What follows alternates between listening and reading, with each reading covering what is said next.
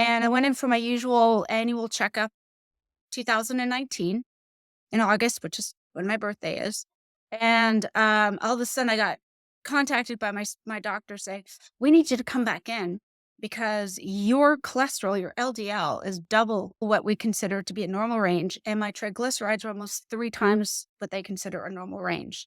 I'm like, oh. So they put me on statins and they referred me to a specialist who said, yeah, by the way, you have underactive thyroid, you have hypothyroidism, you also have non-alcoholic fatty liver disease, and you need to start taking replacements for your hormones.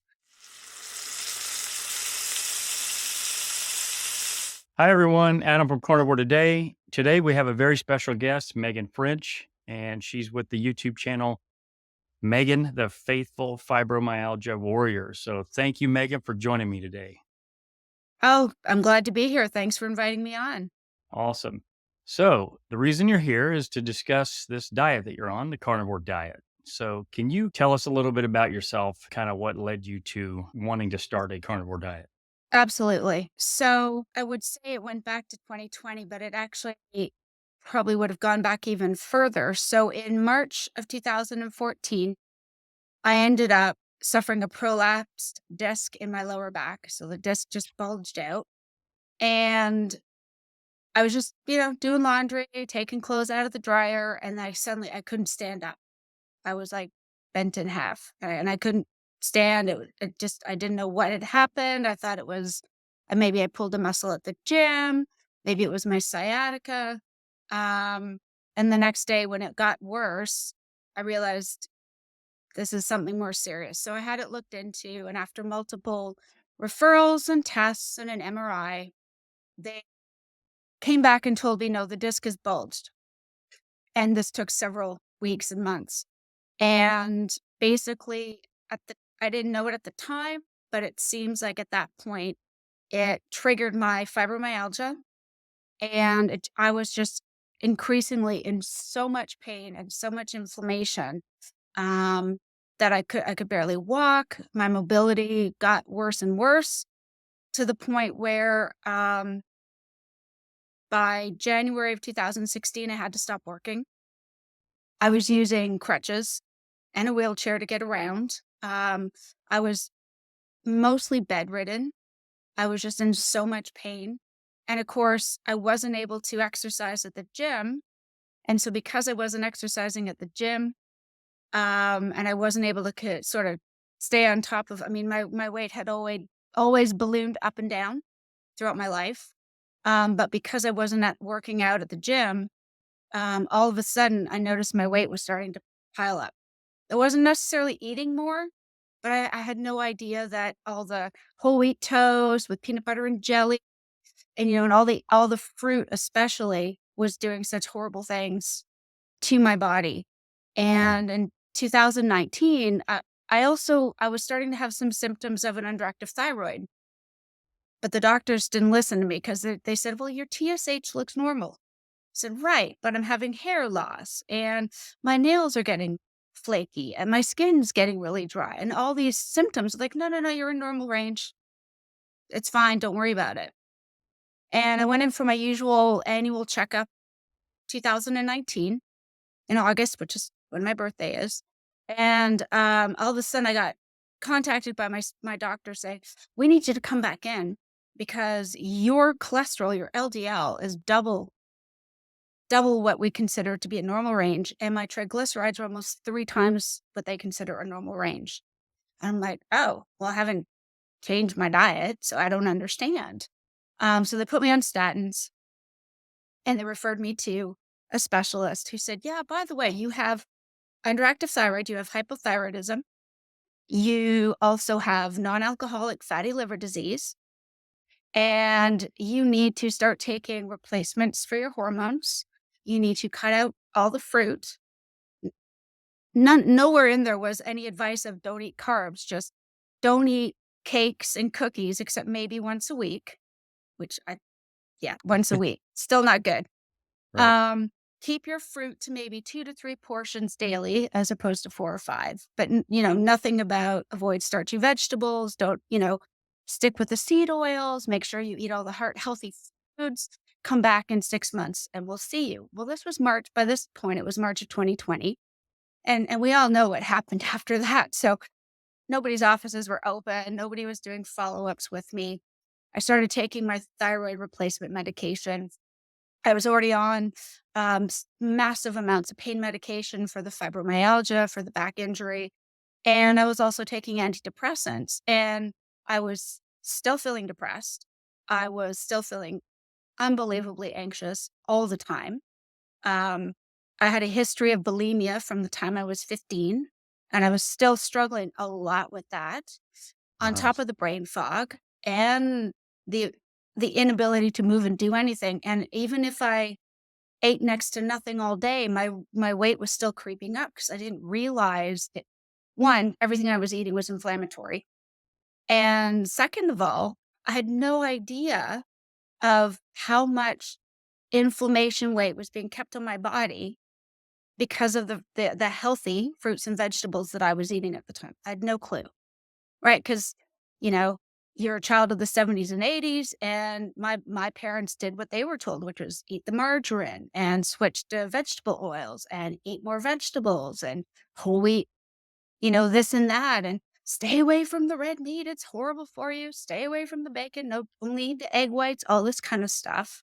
Mhm. And also having IBS. So there were certain things I shouldn't eat because I knew they irritated me, but I ate them anyways. So my doctors were always telling me, eat more fiber, eat more fiber. But for anybody who's watching or listening, do not do that. Don't do that if you have IBS, please. Bad idea.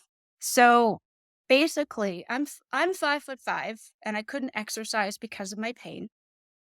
And come May of 2020, I was 220 pounds. Which Wow. I didn't even get that big during my 2 pregnancies, and I just had the mindset of, "Well, can't help it. Um, it's not my fault, my thyroid's out of control, I'm on all this medication. Oh, well, I guess this is just me." And in the UK, we had this sorta break, during COVID. They let us loose for a few weeks. Cases went up and they shut it down again, but we had this brief period where you could go outside, you could go to restaurants and sit outdoors. So both my husband and I were kind of like, we kind of put on a little bit of weight, like everybody in those first few months. I was like, well, we might die. Let's just eat what we want, right? Right. And I had reached the point where I was just like, I knew I couldn't just restrict because of my history with bulimia and dieting on and off for decades. I knew I couldn't do that because it would just take me to a really bad place. And I figured there's got to be something. So we tried this paleo approach. Unfortunately, as I discovered very quickly, the first section was, cut out things like soy, dairy, gluten, and sugar. Fine, let's do that. But there was smoothies this, and nuts and seeds this, and lentils and pulses this. And of course, all this stuff was horrible. And I thought I had failed. I thought I'm doing it wrong because he lost about 8 pounds. I gained 8 pounds just in water weight. I thought there's got to be something else.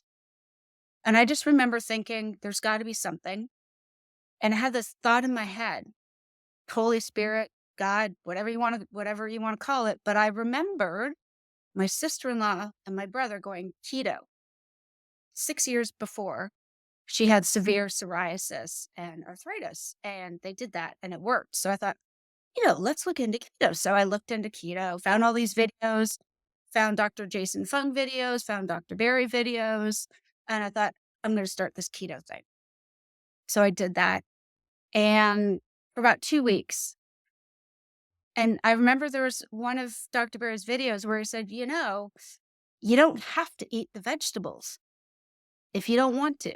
If you can't tolerate them, you can take them out. And I was just like, oh, this might help me. And it was kind of like this switch. So I did keto for about 2 weeks. And as soon as I got all the plants out, less coffee, but as soon as I got all the eaten plants out of my diet, almost immediately, Oh my gosh, it was like, wow. I felt amazing. Within a couple of weeks of going strict carnivore, I felt so good. My brain fog already started to lift. And I think I lost in the first month or so 20 pounds. Just Wow. I didn't have to work at it. So for especially for somebody coming out of an eating disorder background where you're constantly battling the scale, to just kind of go, "Oh wow, I've lost weight? Really?" It was like this shocking moment of, "Ah, let me keep doing this. Let's see what happens." And so I was still on the pain medications for the first couple of years because I was still having some inflammation. I figured took me 30 years to add it. It's going to take a Mhm. little while to get rid of it. But as of April last year, I've been completely medication free. No pain Wow. That's medication, no incredible. thyroid medication, no statins, nothing. I was able to just kind of gradually come off of them. Um, yeah, and now so now I'm at a point where it's like I have actual energy and I feel so good. But that's kind of what it brought me to is because Mm. I was, I mean, and with the wheelchair, I was still using it. I think part of it was I knew I was healing, but I was also afraid that if I tried to move, oh, what I might get hurt. What if something goes wrong? So there was that mindset that I had to get past. And about a year ago, when my husband and I were in Portugal for our honeymoon, or not honeymoon, for our anniversary, and I just remember thinking, I'm so tired of having to be pushed around in this wheelchair. I don't wanna have to need it. I mean, if I end up needing it, fine, but I don't want to. I wanna be able to walk around. I wanna be able to enjoy vacations like I did years ago. Um, and so I would I just reached the point, I think it was because the brain fog was finally gone. So that reconnection with my faith, that reconnection with God, it's just I had to learn to trust that, wait a second, maybe if I stop holding on to this so hard, like, "Oh, I can't walk because what if something goes wrong? What if it" but it wasn't up to me. It's like, "Oh, no, wait a second. Maybe God does want me to try to just take a few steps. If it hurts, you stop. If it doesn't hurt, walk a little more. Try standing, just standing with good posture, because I hadn't done that for 9 years, and so I was able to build up to the point where I don't need my wheelchair at all. I haven't used it since November, like, at all. I walk everywhere as much as I can. I'm doing anywhere from 7 to 10 miles a day just because I enjoy it, and if you had asked me about that 9 years ago, I would have said, "Absolutely impossible. It can never, ever, ever happen." I think definitely it comes down to trusting God and his plan, but also I wasn't at the point where I was willing to go, maybe there is a chance that it can get better. I sort of sat back and went, that's it, I'm done. That's God's plan. I'm never gonna get better. That's it. It's the end of it. And meanwhile, it's like, well, maybe not. But I had to put the work in first. So that was That my big motivator for sure. that's awesome. That's an incredible story. So I kind of want to rewind a little bit and go back Mm. to the fibromyalgia. So when did that first start? And for some folks that are listening that maybe don't even understand what that is, can you kind of touch on what that is and how it affected you personally? Absolutely, sure. So I suspect I probably that the it's something where at least in the UK, probably over here in the States too, it is a diagnosis of elimination. So I went through multiple referrals. I had so much blood work taken. I was seen by a rheumatologist 3 times. I was seen by my GP. I was referred to a different specialist as well because there's so many symptoms that are similar to other conditions, so they had to eliminate it's not rheumatoid arthritis, it's not lupus, um, and eventually, I had one doctor who said, "Well, we're not really sure what it is." "Okay, well, can you give me a name? Because that'll help." "Okay, well, we'll go with fibromyalgia." So, as it was explained to me, it's widespread pain throughout the soft tissues of your body. And what it basically is, and actually Bart Kane explained it really well in one of his videos. Basically, what it is your brain gets so inflamed that the signaling between your body and your brain gets confused. So your brain thinks that you've got an injury and therefore there's pain. And so it's sending out everything it's supposed to if there's an actual injury. The Mm. problem is usually there is no injury, or you may have had an injury and it's since healed, but it's still sending these incorrect signals to the brain saying, I'm still hurt. So for the longest time, I was convinced my back is still injured. My disc is still out. I got to be careful. I don't want to do anything too hard because what if I make it worse? Mhm. As I had it explained to me, no, no, no, your disc, because it just prolapsed. Um, it would have, and it retracted back like there was, didn't touch the nerves or anything. I was told that within 6 months, that disc had probably retracted enough to be considered healed. But because of the inflammation between the body and the brain, that signal is still going to the brain saying, I'm here, I'm still hurt here. There's pain. So it's some people would say, oh, it's all in your head. It's not. The pain is real, but it's based on false information between your body and the signal your brain's getting. Okay. And so I think that's probably the biggest part as to why when I went carnivore, especially once I was good 6 months in, there was such a reduction in pain because the brain is not sending out these false signals like, oh, by the way, your back's been hurt. No, no, my back is healed. It's fine. There was nothing wrong with it, but my brain's still telling me, oh no, that hurts. Be careful.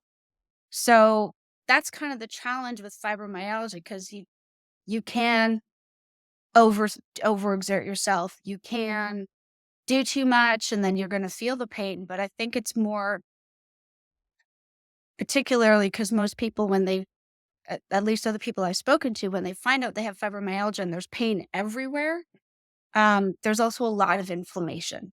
And of all the people I've spoken to, the majority of them are eating a standard Western diet. So they're eating lots of inflammatory foods. And that's just going to continue to send those incorrect signals back and forth between your body and your brain. And so you can have pain in your neck, and then the next day it's gone, but you're feeling it in your legs. And the next day that's gone, but now it's in your lower back. And so there's no set protocol, and some things will work and others won't because depending on your inflammation levels, your pain could be anywhere at any given time and it can come and go. So it's I think that's maybe why it's so hard for doctors to diagnose, but also why it's so hard to treat unless you start with a diet, because I could take pain medication and it might work for a month. And then all of a sudden it's really, really bad. I haven't done anything new. It's just your body adapts to what you're taking. So yeah, that was probably one of the biggest challenges for sure. Okay. So was that the reason that you were in the wheelchair, or was the back issue or something else?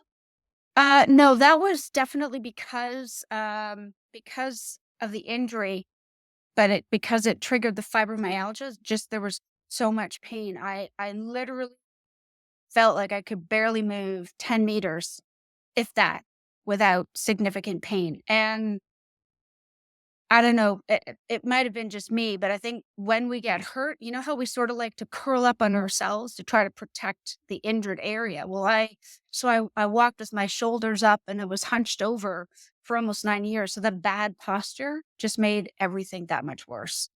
Um, and then we got rear-ended in 2018. So I had whiplash on top of the fibromyalgia pain and plus the general chronic inflammation. So you sort of a perfect storm, if you will. You sort of throw all that together and it just makes it even worse. But yeah, I think that for me, the wheelchair was I literally felt like I could barely walk anywhere without massive amounts of pain.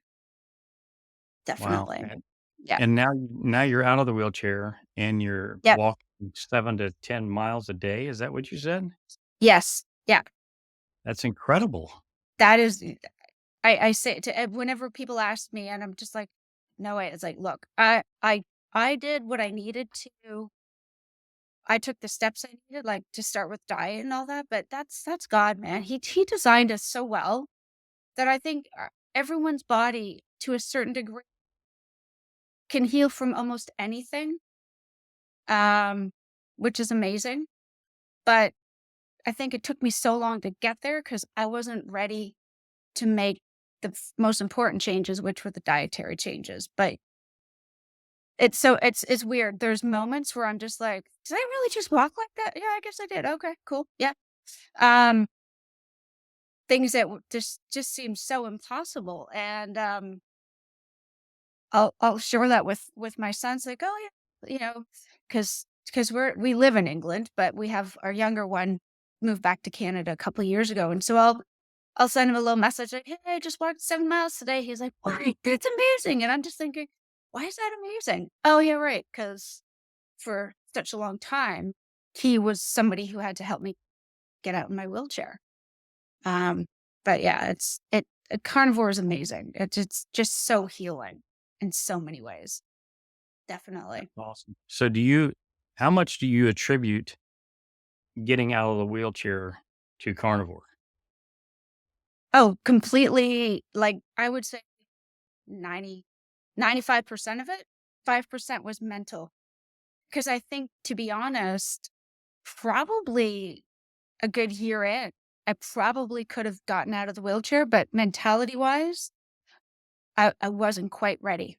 I just said, "Okay, even if I can't heal any further, even if I feel like I might potentially have some pain, or even if I still feel like I need the chair, that's okay because 'cause I've healed so much already." So it was that last 5% that kind of being able to see past where I was to, I could be fully healed. Like, Mhm. why not me?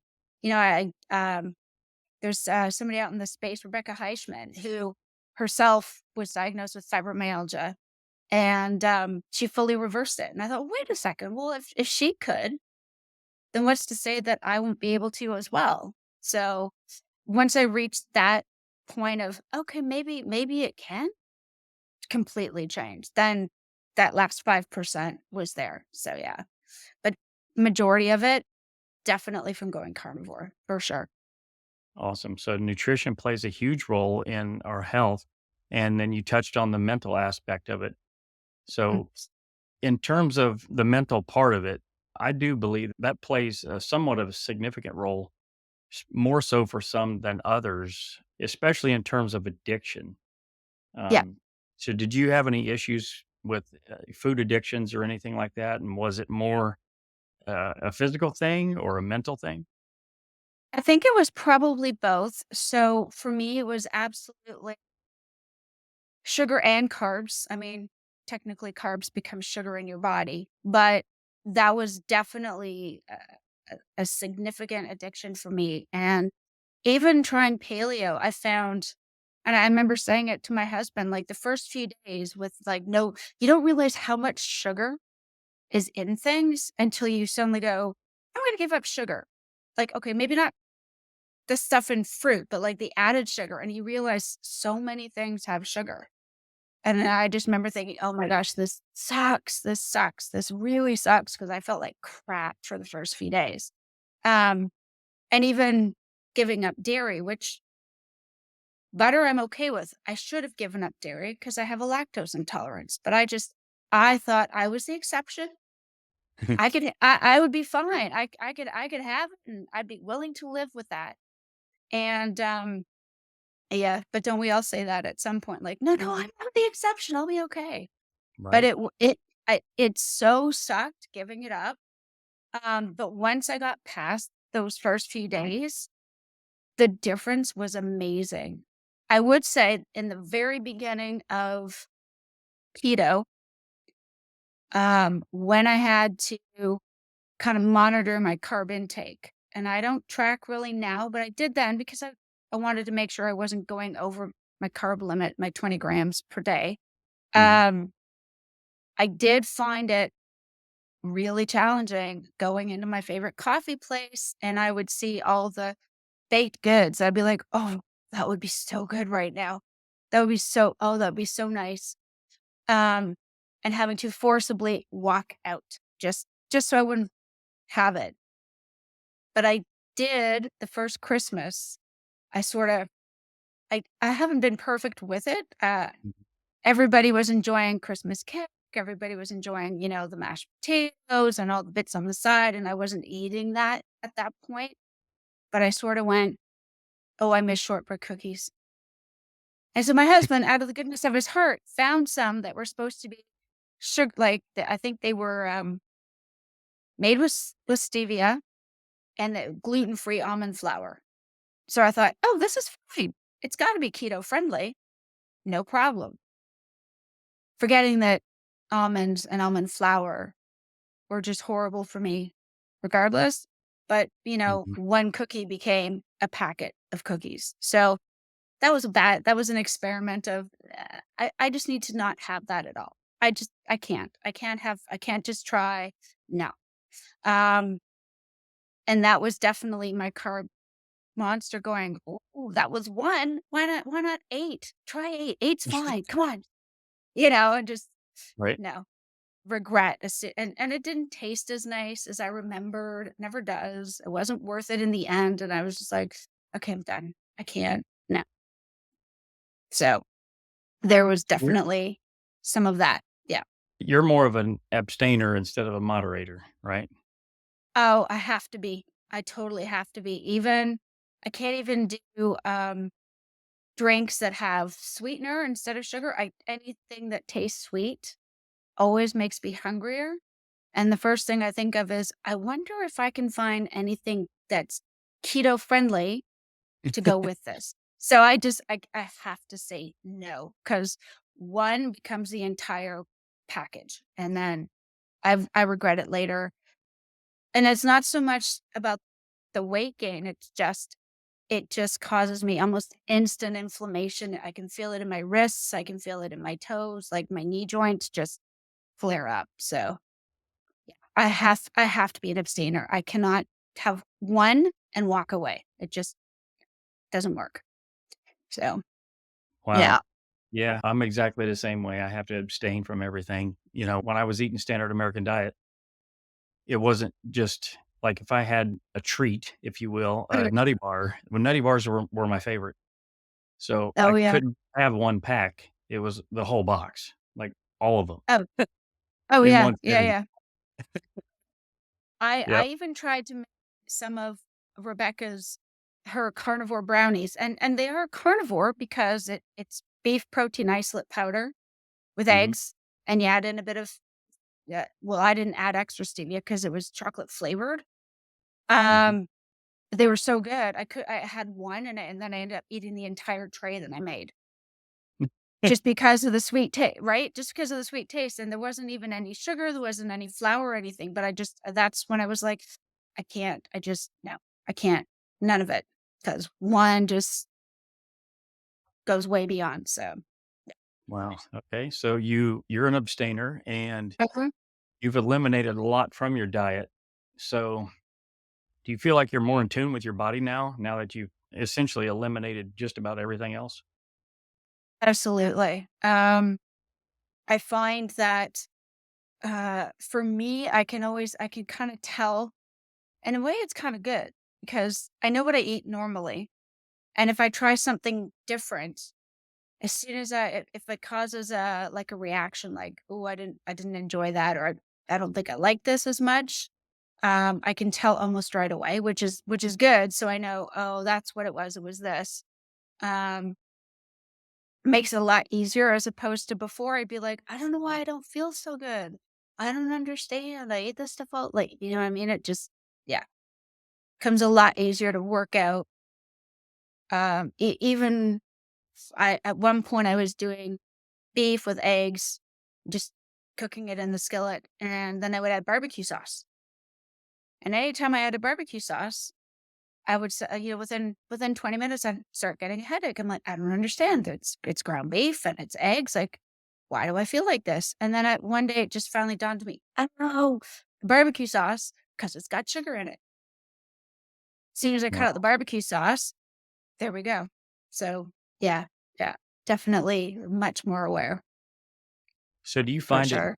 freeing, or is it more restrictive knowing that if you have a little bit of barbecue sauce, you have these adverse effects? Freeing, to be honest, because that way I also know that if I'm eating, it's because I'm really hungry. Because for me anyways, anytime I would add sauces and seasonings, didn't mean I was necessarily hungry. I was more craving the flavor of the sauce or the seasoning. When I'm just eating just the meat or the beef and eggs or the eggs and bacon, that's all I'm tasting. So for me, I find it freeing. And, coming from a background of bulimia, I think it's the first time, like I've put in some of my videos, that's when I found real recovery was when I went carnivore because I wasn't constantly tracking calories. I wasn't worrying about, well, I put this much in. How am I ever going to lose it? I don't exercise. What am I going to do? Um, the binging, purging cycle just calmed right down. Um, I think for many, many reasons. So you're not inflamed and all that kind of craziness going on in the brain. But I Mhm. find it freeing. And for me, it makes it really easy because I know if I'm craving bacon and eggs or ground beef, then that means I'm actually hungry as opposed to, I'm not hungry. I could eat. I'm bored. I'll just whatever. It's quick. I don't have to think about it. But unless I actually crave just plain meat and eggs, then I know I'm not hungry. And if I just get some water, have some decaf coffee. It's like, "Oh, I was thirsty. Okay, cool. I'll eat later." So for me, it's a lot more freeing, definitely. That's awesome. So what does a typical day look like for you in terms of, what you eat and things like that? So typically when I get up in the morning, I usually do up a couple of eggs, and I'll either cook that with a bit of, well, at one point, I was cutting with a bit of chicken breast, but I found it was too much lean meat, and I do better with higher fat. So I would chuck in a whole a slice of butter, or I put in some like bacon or bacon lardons, fry that up, and eat. And that would usually be between 6:30 and 7. We have two dogs back home, and they always want out by 6. So I'm up at 6. Um, and I'll have that with like a usually a decaf coffee, and then by 7:38 I take them on their 2-mile walk, come back, and then every other day I'll do another 5 or 6 miles. And on the days I don't, I'm at the gym, and then I'll just come back, and usually I'm not hungry after that.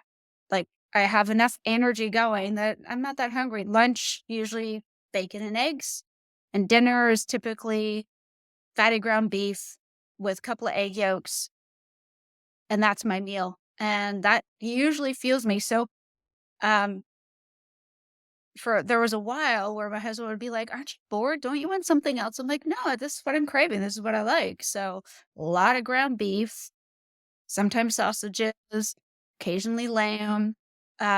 The only pork really would be sausages and bacon, but I don't usually eat pork otherwise because I find the cuts too lean. So Mhm. I just don't find it very satisfying. But in between, if I think I might be hungry, I'll just cut off a bit of butter and eat that and then see how I feel. If I'm still feeling hungry, then I'll cook something up. But that's usually my typical day. Quite a bit of decaf coffee, lots of water. So Awesome. it's boring. It's kind of the same thing every day, but I kind of like it because then I know exactly what's going to happen. I don't have to think about what I'm doing for dinner. So it's kind of nice Right. that way. Beauty and simplicity. Exactly. Yep. Exactly. So have you seen any cost savings in terms of your grocery bill now? Absolutely. And actually, my husband's now keto. He has been for a few weeks. So Awesome. he likes a few vegetables in there now and again, but for the most part, he's like me. He's beef, butter. Well, not so much the butter. He won't eat the butter, but beef, bacon, and eggs. A lot of it. We actually have a really good local butcher, at home. So we'll get a month's worth of meat and then we just freeze it as we go. We're not constantly buying fruits and vegetables and salads, and that used to always be the thing that would go bad in the fridge because it would Mm. just sit in there for ages, and then you end up just throwing it out. So it would be such a waste. Um, our son, he's kinda like he wants to eat well, but he still likes enjoying, like, Subway on the bread, or he'll have, a burger with the bun. So he's not quite to the point where we are, but overall, he tries to eat pretty healthy, and he's not fussy. So if I'm cooking up dinner for them, he's like, "Oh, is there anything to eat?" I'm like, "Yeah, yeah, there's ribs," or "Yeah, yeah, there's sausages." "Okay, cool. Thanks, mom." So I don't ever get complaints, which is kinda nice. But, we got a good deal on all of our meat, so which is great. And that definitely overall saves quite a bit of money on our grocery shop, for sure. That's awesome. So you're saving money on your grocery bill and you're not on medications anymore, right? So how much money have you saved in that area? So in England and Canada, there's certain conditions where you do not pay for your medication. So I didn't have to pay for mine, but if I wasn't covered, probably a couple £100 per month. So I think that's about three $300 US in medications. That would have been covering everything I was on, including the thyroid meds. So to save Wow. on that, yeah. That's awesome. So you're saving, medication costs, you're saving on your food bill and you're getting healthier in the process. And your process for making food and thinking about food is a lot simpler. So your mental pressure throughout the day is lessened and you've healed all these conditions. So Yeah. how has this all impacted your family, especially in regards to the wheelchair? I think it's in a huge way. I think it's in one way. So I had an electric wheelchair that I used for myself to get into town so I didn't have to rely on my sons or my husband, because when they were teenagers, they're like, "We'll help you, mom, but we don't want to go out today," or my husband was busy with work. So to not need a wheelchair when traveling, I mean, it's just so free. Um, and it just makes everything more enjoyable because instead of having to stop and think, "Oh," like last summer, we went back to visit our son in Canada. We were there for a few weeks, had the manual chair with us. Um, it involves you have to book extra seating on, you have to arrange for it on your flight. You then have to arrange for assistance to get on and off the plane, so you gotta wait for everybody else, and you then have to get pushed everywhere you go. If you wanna go to the beach, it's like, "Well, how am I gonna get across the beach? 'Cause there's nowhere to you can't push the chair. Can I walk? Where are we gonna park? How close can we park?" So just even those little bitty moments are huge, and even just trying to go into different stores, not every store has a wheelchair ramp. So you might have a high threshold, and it's kinda like, "Well, I'd like to go into this store and shop. However, I can't get my chair in, or how am I gonna get into this place?" So it just I hadn't realized to the extent that every little thing was being affected just because of having to need a chair at that point. So to be free of that and kinda go, "Actually, I can walk all the way to the end," because we just live like a 5-minute walk from the center of town. So I Mhm. can walk all the way down to my favorite coffee place and sit. I don't have to worry about getting my chair out. Is it charged? I don't have to have anyone come with me. I can go out whenever I like by myself. And just little things like, I want to walk the dogs today. So our older son was doing that for quite a while because I couldn't. And to be able to get out with the dogs just out in the fresh air is just amazing. You know, being on this trip with my husband, it's been great because I can walk through an airport terminal without feeling like I have to sit and be pushed.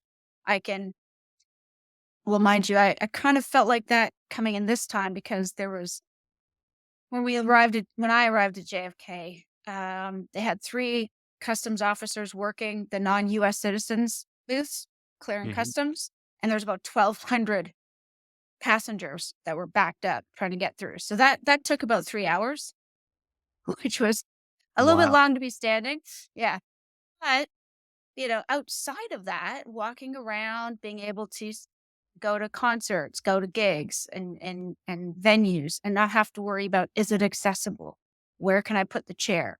Where can I be to watch all this? It's just really opened things up drastically, and it's been amazing. It's so crazy. You get so used to being in a certain part of life, you kind of forget that there was a time before that. And so now, being a few months out of needing my chair, it's kind of like, oh yeah, I couldn't do this 3 months ago. Right. I forgot that I couldn't do this before. Or it's like, wow, I remember when I did this 10, 11 years ago. I never thought I'd get back to it. So it's been, I think, life changing for them as well, for sure. That's awesome. I really love that you were able to get out of that chair, and it's only been a few months, but yeah, you're right. It probably does seem like forever ago because what, you're 51 now and you were Yeah, in the wheelchair for 9+ years. So that's what, 20% of your entire life you've been in a wheelchair. Wow. absolutely. I mean, me too. I look at it as it was great because at the time I needed it, but to be able to not need it is incredible. Absolutely amazing, for sure. In the list that you sent me, fibromyalgia, inflammation, hypothyroidism, non-alcoholic fatty liver, osteoarthritis, which I had as well, and then Raynaud syndrome. Can you tell us a little bit about that? So I have family members with this condition and also some friends. So I'd like to get your take on that. Sure, yeah. So from what I understand, from what I was told by the specialist, there's 2 kinds, like, there's 2 types of it. Hmm. There's the primary kind, which I guess is concerning. Mine is secondary. So it was they they couldn't actually say what triggered it specifically. They didn't really know. They think it was a combination of hypothyroidism and the fibromyalgia. Because those 3 things kinda work together in like a trifecta of disease. They Hmm. sorta those sorta symptoms all kinda appear together at times. And basically what they explained to me was, with Raynaud's, for whatever reason, your brain is signaling the blood vessels, mainly in your hands and feet, to open or close at opposite times that they normally would. So it could be 20 degrees Celsius, so a nice day. Um, but I could easily have very cold hands and feet, where everybody else would their hands and feet would look normal. Mine would look almost kind of blue. So they kind of go from white to blue and back to red. Um, or if it's a really, really, really hot day, then my hands and feet get really, really red and swollen. Just it it sends a signal to say, right, we think that your feet are too cold, so we're going to open up the blood vessels.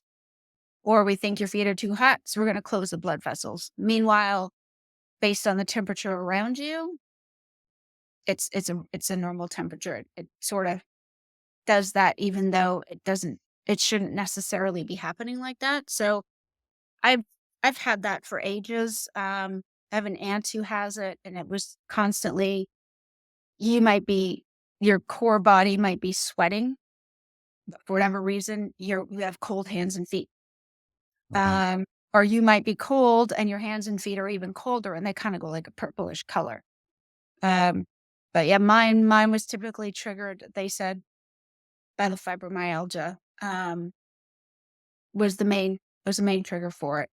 But I've always had like hands and feet that get cold. So right now in our room, it's probably about 19 or 20 degrees, and my fingers feel cold, but it's not cold in here. So it's kind of that sort of thing. They say stress can affect it too. And then if you're drinking cold drinks, you might get really cold hands and feet.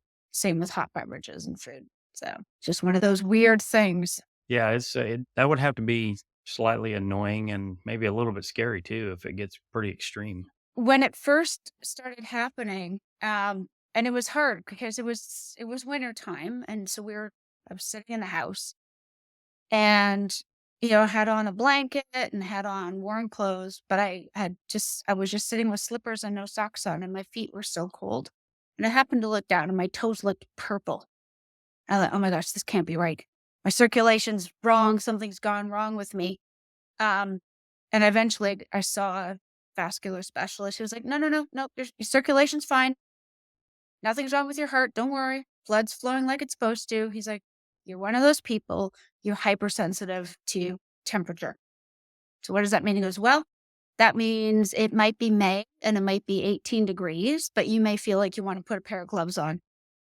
Or it could be 30 degrees Celsius and you're sitting outside and you're really hot, but you're warm, but your feet are so warm they look like they're red and swollen." He goes, "Some people just have that." I was like, "So what do I do?" He goes, "Well, all I can suggest is if your hands get cold, put on some gloves or put your hands under the blanket. Or if your feet are cold, put on some socks." I'm like, "Okay, great. Anything Wow. else?" He goes, "There isn't much else I can suggest because it's a secondary form of Raynaud's. When it's the primary, they have other things that they recommend. Some, I guess there's some medication that can help control that." Is it because Hmm. yours is secondary and some of it is probably stress and inflammation? You need to try to be as calm as you can, as much as you can. And I just thought, but life is full of stress. So how realistic is that? Right. Right? Yeah. I was like, "No, if your feet are cold, put socks on." Awesome. Thanks. Goodness. That's great advice. Thanks for the Yeah. tips. Yeah. Thanks. Thanks Here. for that one. Exactly. Yeah. Yeah. Yeah. Yeah. So Exactly. has that largely improved for you? It has. Actually, for me, what I find is, I'm if I notice it, it's only because it's only more affects me when I'm outside. Hmm. So if I'm out doing one of my big walks and it might be 10 degrees, all of me is warm. If my fingers start to feel cold, I keep a pair of gloves with me. So I just put a pair of gloves on until my hands get warm and then just take them off. So it's a bit of warming them up, letting them cool off back and forth. But beyond that, it's pretty much under control. My toes haven't turned purple in a long time, which is great. So, but I think I'm also kind of on top of managing my stress a lot better as well. So that does help for sure. Wow. So I guess now you can go back to that doctor and tell him what a potential solution Exactly. could, Yeah, exactly. Exactly. It's like, so by the way, right? and try not to get stressed. That's like, Yeah. telling somebody, "Don't think of a yellow bus." Well, all you need Yeah. to think about is that yellow bus, right? Yeah. Don't breathe. Yeah. Oh, okay. Yeah, exactly. Good luck. Good luck with that one. Exactly. So you said you hike or walk 7 to 10 miles quite frequently. Where do you Yes. actually do these walks? Is it on a treadmill or you go out in nature Oh, or no, no. Outdoors. So where we live, England, we have a really big, hilly field just literally down the hill from us. So I have a certain path and I worked out my distance because I signed up for Strava. So I take that Mhm. with me, but I'll take the dogs out and we cover about 2 miles. And then, once I return them to the house, because otherwise I don't think they'd last 10 miles straight, then I just walk down the hill. We're not far from this really big park and castle, so I just walk through the park, up the hill, um, walk around the castle, and then head around town to get home. So by the time I make it back, it's 7.5 to 10 miles. So I have like a really good route that's great for walking. And it's nice just to I love it. I get outdoors. I try to go first thing in the day. Um, More so just that's me. I'm usually a morning person. So once I get up and I eat and I'm like, "Okay, I've got energy. I wanna do something. So, all right, ask the dogs the question, "Who wants to go for walkies?" And there's excitement at the door. So they get their walk and then I just carry on and yeah, just enjoy the morning, which is amazing every time. Yeah. I'm a little jealous, and I That's would say any walk that includes a castle is more than just a really good walk. this is true. Now I've had to say to people, like, it's fairly small as far as castles go, but there's a lot of old, walls still left because we live in Colchester, which is the oldest city in Britain, the Mhm. oldest recorded city in Britain. So there's a lot of walls left from when the Romans were there. So it's kinda cool, like, walking around and you see these ruins and it's like, "Oh, yeah, and there's a castle." And you kinda keep going by and through these parks, and it's, definitely a blessing for sure. Absolutely. Be able to see That's all awesome. that and enjoy the day. Yeah. Yeah. You live in England. It obviously doesn't sound like you were born in England, so can you explain that a little bit? Well, we're from Canada. Okay. My husband's grandparents were English, so when we had the chance to move to England 14 years ago, we took it. And that's just we always wanted to be in Europe. That was always a dream of ours. And our boys were much younger then. And of course, being Commonwealth, it made the most sense. So we could go over on a special visa. And that's home. Like that's people ask, would you ever move back to Canada? No. I I spent enough of my youth growing up and enough years of my life dealing with blizzards and, really cold winters. Right now it's maybe 6 degrees Celsius. If that's as cold as it gets, I'm good with that. Not no snow to shovel, that that is a thumbs up for me. So that's definitely home, and Canada's more we visit, but England is definitely home now for sure. Absolutely. That's awesome. So what parts of Canada did you live in? We live just outside of Toronto, Okay. and I've got my mom lives, just north of Vancouver, and so do my brother and sister with their families. So they kinda moved out west around the same time that we ended up moving to England. So we have visited them a few times since we've lived over there, but, yeah, that's so it's kind of like we go back. So our younger son lives just north of Toronto now. He's been back there for a couple of years. So when we go back, we spend time there and we visit him. Um, but yeah, England is for me at least. That's definitely home. I love that.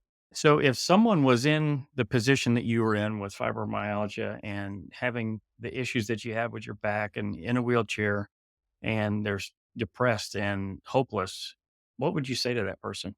I would say I think the first thing I'd probably say is that I have been there, and so I totally can understand where they're coming from because I lived that for for 6 of 7 of the last 9 years.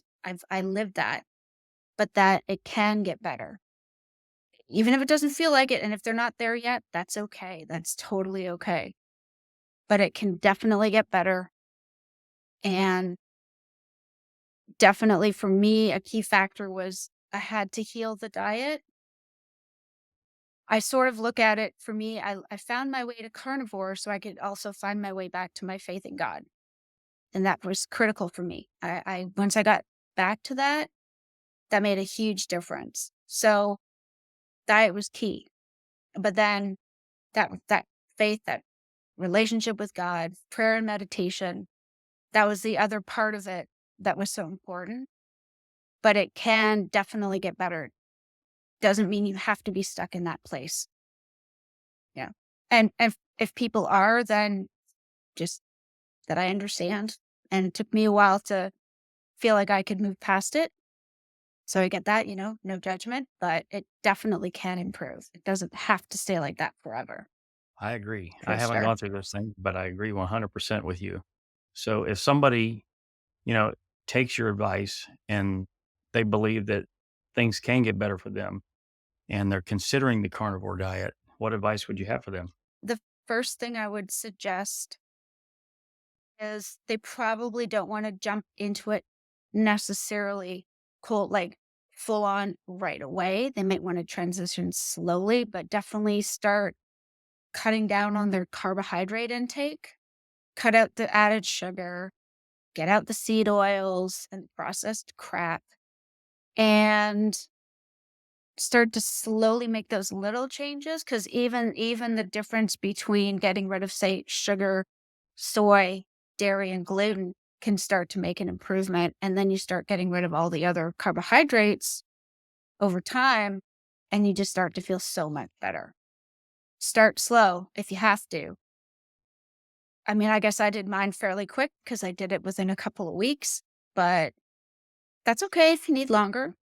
It's progress, not perfection. Um, but just stick with it, you know? And I would say figure out what your why is for doing it. Because for me, I realized if it was just about losing weight, that wasn't enough to motivate me long term. It had to be more than that. So for me, it was, yes, I wanted to lose that extra weight, but I also wanted to feel better. So if that's the reason, if that's the motivation, then that's a good place to start. That's awesome. I love that. So, Nice. where can we find you on the internet? So I'm on YouTube. I'm at the Faithful Fibromyalgia Warrior. I welcome all comments and questions. So you guys can, you know, if you have any thoughts or comments on any of my videos there, feel free to leave those. I try to respond right away when I can. But yeah, that's where I am for now. That may become more, but I figure I'll stick with YouTube and manage one thing. I try to manage one thing fairly well and then expand from there if I can. But that's definitely where people can find me. Before we wrap up, is there anything that you want to shout out or anything else that you wanted to maybe touch on? I was just gonna say, and I've heard people say it, and I totally agree. God is a physician, but meat is the medicine. Absolutely.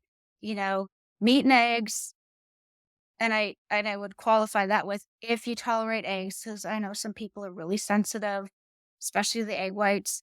Um, but it's so it's so worth it, even if you just try it for like 60 days. You might be amazed at the improvements you have. Um, it's worth a try, you know, because let's face it, we've all tried so many different things in our lives and that haven't worked, which is kind of why we're dealing with things as we are now. But what have you got to lose? Probably nothing other than inflammation and pain, and maybe weight if you need to lose weight. But it's definitely worth giving it a try for sure. Yeah. Those are definitely things worth losing for sure. Absolutely. Well, Megan, it's been an absolute pleasure having you on the podcast today. And I really enjoyed sharing these past experiences that you've had and kind of teaching us along the way what has worked for you. And no doubt this is going to help tons of people in their journey to becoming more of the captain of their ship in terms of health. So I really appreciate you for joining me. And until we meet again, thank you. Well, thank you. Thank you so much for having me. It was so much fun. I really enjoyed it.